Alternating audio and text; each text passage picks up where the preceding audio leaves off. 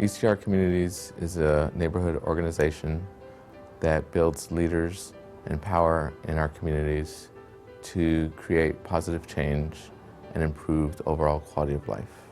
I'm an active member of East Yard because bodies band together, people have a say over this government, state, federal, chemical companies. If we band together, we are banded to fight, and we're here to fight for our lives, for our health.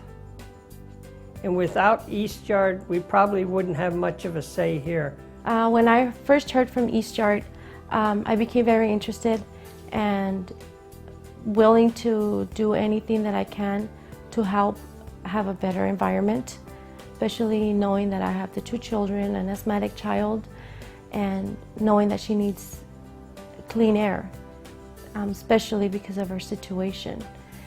As a mother, you're always concerned as far as what foods it's okay for them to eat, keeping them in a good, healthy diet, as far as what you're in control. When you have no control over pollution, then what is it that you can do? And when I heard about East Yard, I found out that I was able to do something, make a difference. It's very important that we have community groups that are aware of the effects of air pollution on children, so that if there is a planned roadway that might be impacting their community, or a new school that is being planned to be built near a busy roadway, that community group should definitely get involved and make sure that the health impacts that might relate from whatever that new development are either mitigated, the air pollution from those sources are mitigated, or the project is moved to a location that might be better for children's health. Organizations like East Yard Communities for Environmental Justice actually create a place to help bring people together locally, but then also connect them up with other groups working in the region and across the country, honestly, because there's a tremendous amount of movement building happening across the country related to rail, related to goods movement, and I think it's going to be the next big swell of public consciousness about environmental hazards and environmental justice in the country. So I think East Yard Communities for Environmental Justice is really on the cutting edge of actually moving kind of this whole movement forward. This is our family estate, I guess, our homes. This home here in the back is where I grew up in. My name is Robert Eula. I moved here with my family in 1945. At that time was LA County. Commerce came into effect in 1960.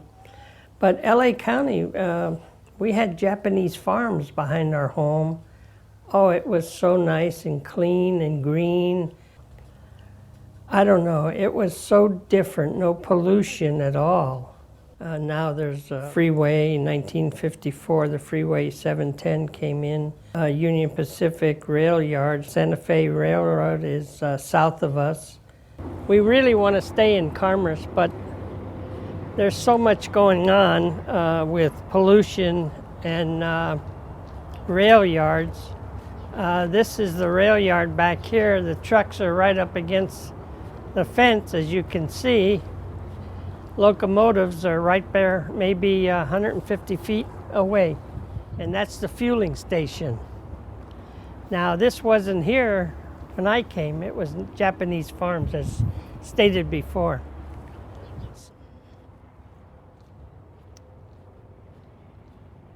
Trucks in and out of the rail yards try to get on the 710 freeway, which is normally backed up, and they can't even get down Washington because Washington Boulevard is the main artery to the freeway, and there is a lot of idling pollution.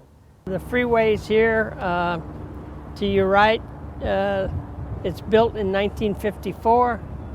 You can see during the week the traffic would be very, very heavy and backed up on the freeway. There's a lot of pollution coming from the freeway. Santa Fe is just across Washington Boulevard down here. You can see the locomotives and the container lifting apparatus to lift the containers. It's a nice neighborhood, quiet, except for all the noise from the freeway and the rail yards. The residents of the City of Commerce will tell you that they love living here because, there's a lot of services that the city provides for them. And if you look at a block in a community, it looks great. It's upkept and people like each other, neighbors are friendly. But if you take an aerial photo of our community, then you start to see the real problems, right? We are surrounded by 2 major freeways, 2 major rail yard facilities, and tons of traffic, truck traffic that travels through our schools, by our churches, in front of our homes on a daily basis. And these trucks and trains and rail yard facilities and distribution centers are all part of this goods movement, right? So it's this movement to get products from the place where they are manufactured or produced or cultivated to the stores where they are sold. These communities of Southeast Los Angeles are a stepping stone for these products to get delivered.